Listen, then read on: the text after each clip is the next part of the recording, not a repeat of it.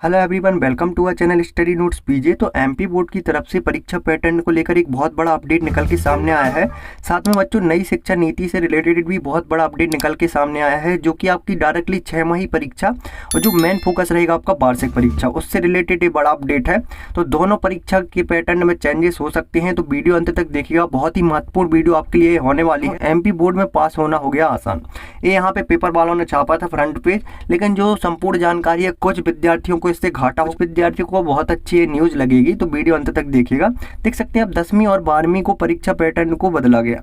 Objective 40 अंक के होंगे, तिमाही परीक्षा से हुआ लागू। यहाँ पे आप देख सकते हैं 9 घंटे पहले का दैनिक भास्कर का ऑफिशियल पेपर है, जिसमें कि डायरेक्टली निकल के आया है एमपी बोर्ड में ज़्यादा अंक के होंगे ऑब्जेक्टिव। 10वीं और 12वीं में 25 अंक की जगह आप 40 अंक के होंगे ऑब्जेक्टिव, क्योंकि नई शिक्षा नीति लागू हो चुकी है, उसी से रिलेटेड न्यूज है।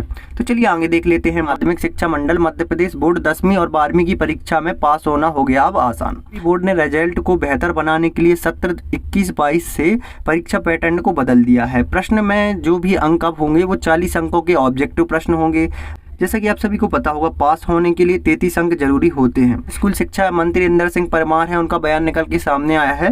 नई शिक्षा नीति के अनुसार यह बदलाव किया गया है कि एमपी बोर्ड ने 10वीं और 12वीं के रिजल्ट को सुधारने के लिए कई सालों से प्रयोग कर रहा है।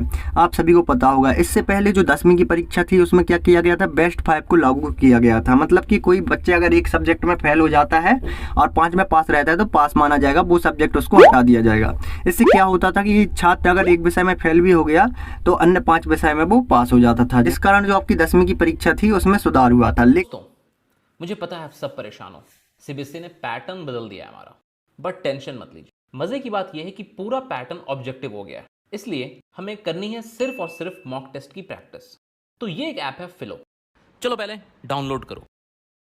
अब आप इस प्रैक्टिस सेक्शन में जाना है और सारे सब्जेक्ट्स के मॉक पेपर्स आप अटेम्प्ट कर सकते हो एक के बाद एक।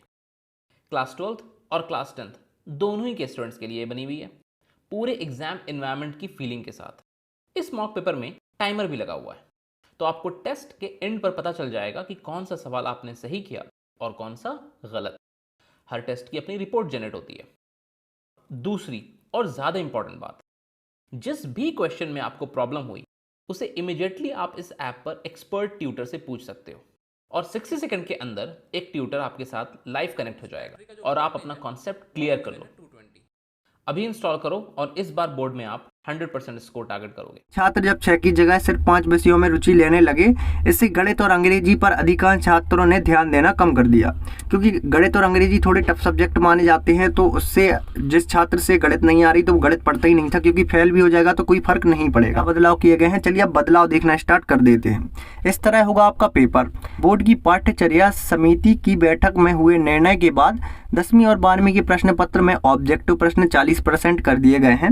यह प्रश्न पत्र 2021-22 से यानी इसी सत्र से लागू कर दिया गया है।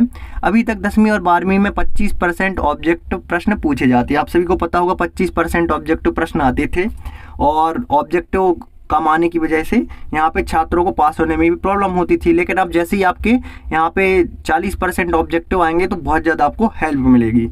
नए ब्लूप्रिंट को लोक शिक्षण द्वारा 24 सितंबर को आयोजित किए जाने वाली तिमाही परीक्षा में लागू कर दिया गया था। जो कि आपकी तिमाही परीक्षा हुई थी 24 सितंबर को, उसमें लागू कर दिया गया था आपकी 10वीं वालों के लिए, मतलब 9वीं 10वीं वालों के लिए। अब जो 11वीं और 12वीं वालों के लिए क्या रहेगा, 70 अंक का रहेगा आपका, 70 अंक का पेपर रहेगा, जिसमें कि आपके 30 अंक का आपका प्रोजेक्ट कर रखा जाएगा।